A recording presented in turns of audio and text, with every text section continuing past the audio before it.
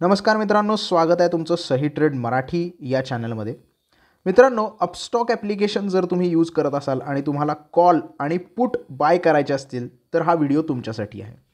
अपस्टॉक ॲप्लिकेशनवर कुठल्याही इंडायसेसचे किंवा स्टॉकचे कॉल आणि पुट कसे बाय करायचे याच्याबद्दल मी तुम्हाला सांगणार आहे. सगळ्यात पहिल्यांदा तुम्ही एकतर कुठले कॉल आणि कुठले पुट आपल्याला बाय करायचे आहेत, मग ते निफ्टीचे असू देत किंवा बँक निफ्टीचे असू देत, याची एक वेगळी वॉचलिस्ट तयार करू शकता. पण जर तुम्हाला वॉचलिस्ट तयार करायची नसेल आणि निफ्टीचे कॉल आणि पुट कसे बाय करायचे असतील हे जर बघायचं असेल तर डायरेक्टली इथे तुम्हाला होम पेजवर निफ्टी दिसेल. तर निफ्टीवर आपल्याला क्लिक करायचं आहे. निफ्टीवर क्लिक केल्यानंतर आपल्याला ऑप्शन चेनच्या या टॅबमध्ये जायचं आहे. ऑप्शन चेनच्या टॅबमध्ये गेल्यानंतर आपल्याला इथे स्ट्राईक प्राइजेस बघायला मिळतात. कारण जेव्हा आपण ऑप्शन ट्रेडिंग करतो आणि कॉल आणि पुट बाय करतो तेव्हा आपल्याला कॉलचे स्ट्राईक प्राइजेस आणि पुटचे स्ट्राईक प्राइजेस माहिती पाहिजेत. आता स्ट्राईक प्राइस काय असते? ज्या डिरेक्शनला तुम्ही ॲनालिसिस केलेला आहे. समजा तुमचं ॲनालिसिस आहे की 28 डिसेंबरपर्यंत निफ्टी हा 21,500 पर्यंत जाणार आहे. तर प्रत्येक 50 पॉईंटला एक स्ट्राईक प्राइस NSEनं आपल्याला दिलेली असते. म्हणजे तुम्हाला त्या डिरेक्शनपर्यंत किंवा त्या प्राईजपर्यंत निफ्टी जाणार आहे असं तुमचं ॲनालिसिस असेल तर त्या पर्टिक्युलर स्ट्राईक प्राईसचा कॉल ऑप्शन तुम्ही बाय करू शकता. आता कॉल ऑप्शनच बाय का करायचा? तर ज्या वेळेला निफ्टी बुलिश असेल त्यावेळी आपण कॉल ऑप्शन बाय करतो आणि ज्या वेळेला निफ्टी बेरिश असेल तेव्हा आपण पुट ऑप्शन बाय करतो. तर या ऑप्शन चेनच्या मदतीने तुम्हाला ही स्ट्राईक प्राईस बघायला मदत मिळते. आणि कॉल आणि पुटमध्ये स्ट्राईक प्राईस सगळ्यात जास्त महत्त्वाची आहे. त्याच्यानंतर महत्त्वाची असते ट्रेडिंग प्राईस काय आहे, त्याच्यानंतर महत्त्वाची असते टाईम व्हॅल्यू आणि इंट्रेन्सिक व्हॅल्यू.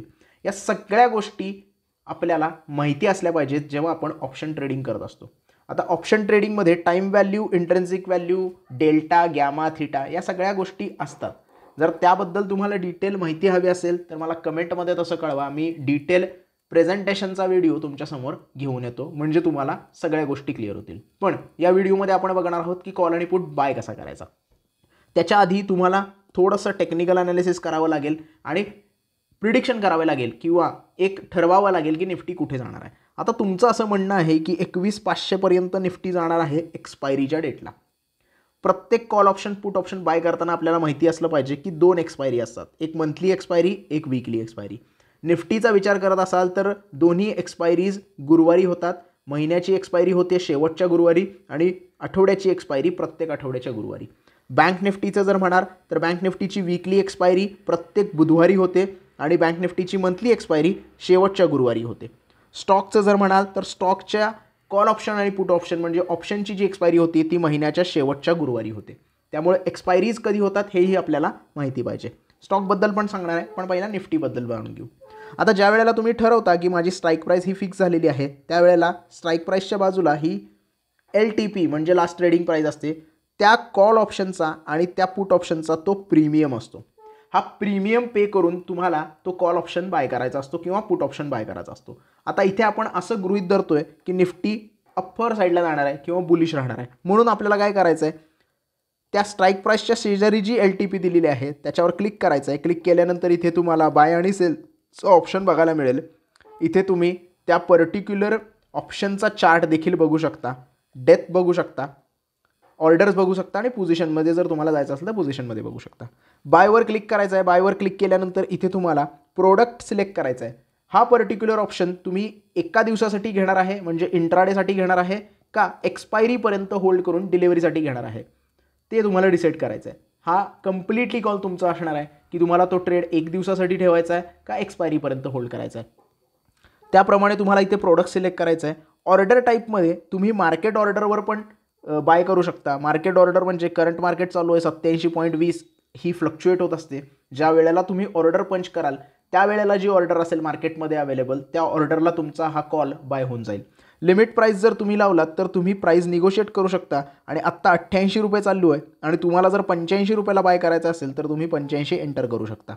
दुसरी गोष्ट म्हणजे निफ्टीचा लॉट बाय करावा लागतो. 50चा एक लॉट होतो त्यामुळे एका ह्याच्यामध्ये लॉटमध्ये तुम्हाला 50 क्वांटिटी बाय होतील. त्याप्रमाणे तुम्हाला इथे पैसे पे करायचे आहेत. 4,250 रुपये फक्त तुम्हाला इथे पे करावे लागतील 50 क्वांटिटीसाठी आणि त्यानंतर तुम्हाला स्वाईप टू बाय करायचं आहे. ती पोझिशनमध्ये येईल. पोझिशनमध्ये तिथे प्रॉफिट झालं की तुम्ही एक्झिट करू शकता. हे होतं कॉल बाय करण्यासाठी. पुट बाय करण्यासाठी मी एका स्टॉकचं एक्झाम्पल घेईल, कारण मला स्टॉकबद्दल पण मग सांगता येईल. थोडंसं मागं जाऊया आणि स्टॉक बघूया. आता इथे तुम्हाला टाटा स्टील आणि टाटा मोटर दिसत आहेत. तर टाटा स्टील आणि टाटा मोटर दोन्हीही F&Oचे स्टॉक आहेत. तुम्हाला जर कॉल ऑप्शन आणि पुट ऑप्शन स्टॉकमध्ये करायचा असेल तर तो स्टॉक जो आहे तो पहिले F&Oच्या लिस्टमध्ये आहे का नाही हे बघावं लागेल. टाटा स्टीलवर क्लिक करायचं आहे. त्याची पण आपण ऑप्शन चेन इथे बघू शकतो आणि ऑप्शन चेनप्रमाणे सेम टाटा स्टीलचे पण स्ट्राईक प्राईस असते. आता जशी आपण निफ्टीची स्ट्राईक प्राईस बघितली तशी स्टॉकची पण स्ट्राईक प्राईस आपल्याला इथे बघायला मिळते. प्रत्येक 1 रुपयानंतर आपल्याला एक स्ट्राईक प्राईस इथे बघायला मिळते. आता जर तुम्हाला इथे वाटत असेल की टाटा स्टील आत्ता ज्याची प्राईस चालू आहे 133 रुपये, 28 डिसेंबरपर्यंत हा जो स्टॉक आहे तो खाली पडणार आहे आणि त्याची प्राईस जी आहे ती 130 रुपयेपर्यंत जाणार आहे, तेव्हा तुम्ही 130 रुपयाचा पुट ऑप्शन बाय करता. का? तर तुम्हाला वाटतंय की तुमच्या ॲनालिसिसप्रमाणे 133वरनं खाली पडून मार्केट किंवा हा स्टॉक 130वर जाणार आहे. मग ज्या वेळेला मार्केट पडत असतं तेव्हा आपण पुट ऑप्शन बाय करतो. त्यामुळे इथे तुम्हाला पुट ऑप्शन बाय करायचा आहे. आता तो पुट ऑप्शन किती रुपयाचा आहे तर 30 पैशाचा आहे. तर एवढा कमी का आहे? कारण एक्सपायरी जवळ आलेली आहे. आज आहे 22 तारीख आणि 28 तारखेला एक्सपायरी आहे.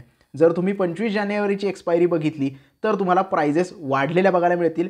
3 रुपये 10 पैसे हा प्राईज आहे, कारण त्याच्यामध्ये टाईम व्हॅल्यू असते. तर त्या टाईम व्हॅल्यूप्रमाणे त्याची प्राईज वाढते आणि इंट्रेन्सिक व्हॅल्यूप्रमाणे त्याच्यामध्ये प्रीमियम जो आहे तो आपल्याला शो करत असतो.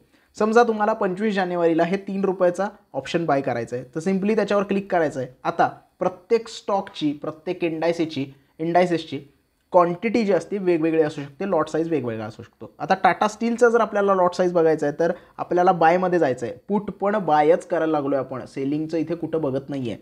पुट बाय करायचं आहे तर आपल्याला इथे बघायला मिळेल की 5500ची लॉट साईज आहे, म्हणजे एक लॉटमध्ये 5500 क्वांटिटी बघायला मिळेल.